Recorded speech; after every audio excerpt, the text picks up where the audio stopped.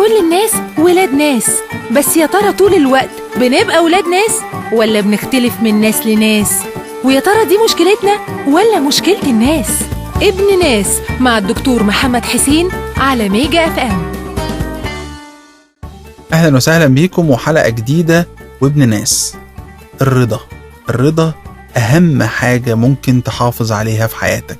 هي دي الحاجة الوحيدة اللي بتضمن إنك تعيش سعيد لو أنت لوحدك وتعيش سعيد لو أنت بتتعامل مع الناس.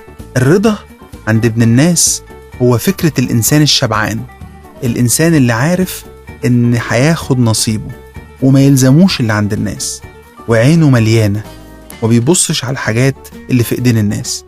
هو عارف كويس قوي إن اللي ليه هيجيله، وعشان كده الناس بتحس وهي بتتعامل معاه إنها مش قلقانة منه، بتحس إن هو راضي وقانع وبيتمنى للناس كلها الخير، لأن هو مستقر ومبسوط باللي عنده.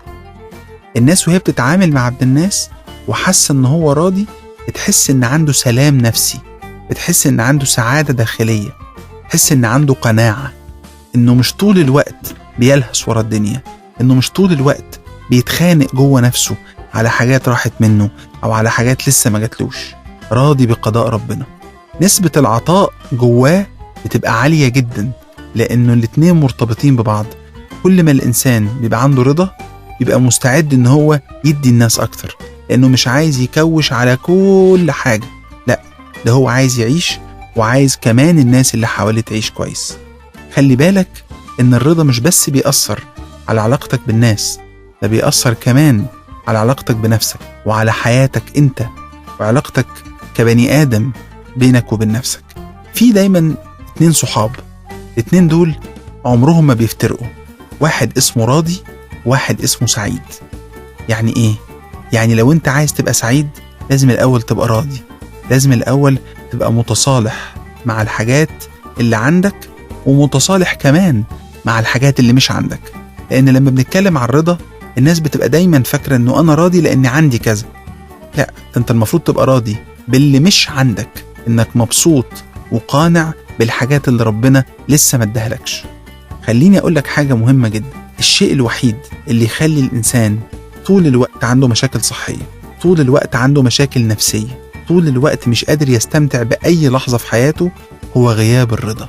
يا رب ما تبتلينا في الرضا بتاعنا، يا رب حافظ لنا في صدورنا على شعور الرضا، لأن دي الحاجة اللي تضمن ان احنا نعيش دينيا كويس ودنيويا كويس. طيب ابن الناس الراضي ده خلاص هو عارف كويس قوي ان هو مقتنع باللي عنده. طب لو انا عايز ابقى كده، لو انا حاسس كده وانا بسمع ان لا انا عايز ازود عندي الرضا شوية، اعمل ايه؟ هقول لك على 3 حاجات.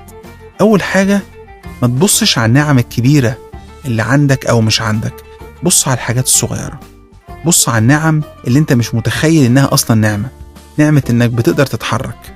طب ودي هحس بيها ازاي؟ زور حد ما بيقدرش يتحرك، زور مريض، تعرف كويس قوي نعمة ان واحد بيتحرك جوه بيته، انه مش محتاج مساعدة من حد، انه بيشوف، انه بيسمع. ده هيزود عندك جدا الرضا، ده هيحسسك بالحاجات اللي انت عمرك ما كنت حاسسها. اكتب النعم اللي عندك، امسك ورقة وقلم واكتب، ووريني هتكتب كام 1000 مليون ورقة على النعم اللي عندك. نعمة الكلام، نعمة القبول، وأن تعدوا نعمة الله لا تحصوها. آخر حاجة، التطوع. اعمل أعمال خيرية كتير، اعمل حاجات ساعد بيها الناس. من أكتر الحاجات اللي تعلي عندك الرضا إنك تحس بقيمة نفسك، إنك تحس إنك مفيد لنفسك ومفيد للناس اللي حواليك. كل ما هتشارك الناس في حاجات تهمها، كل ما هتساعد الناس أكتر، كل ما هتحس جواك بالرضا عن نفسك وبالرضا عن ربنا اداهولك، وهتستخدم كل نعم ربنا عليك. ابن الناس هو الشخص اللي دايما هادي ومطمن، وعشان كده الناس بتبقى قاعدة معاه مستريحة، وعشان كده الناس بتبقى قاعدة معاه هي حاسة إن عينه مليانة، فعينه مش على الحاجة اللي عندها. ابن الناس شخص دايما حاسس بالرضا وبقيمة نفسه. ابن ناس مع الدكتور محمد حسين كل يوم في رمضان الساعة 6 بالليل، والإعادة الساعة 8 بالليل، وتاني يوم الساعة 2 الفجر على ميجا اف ام.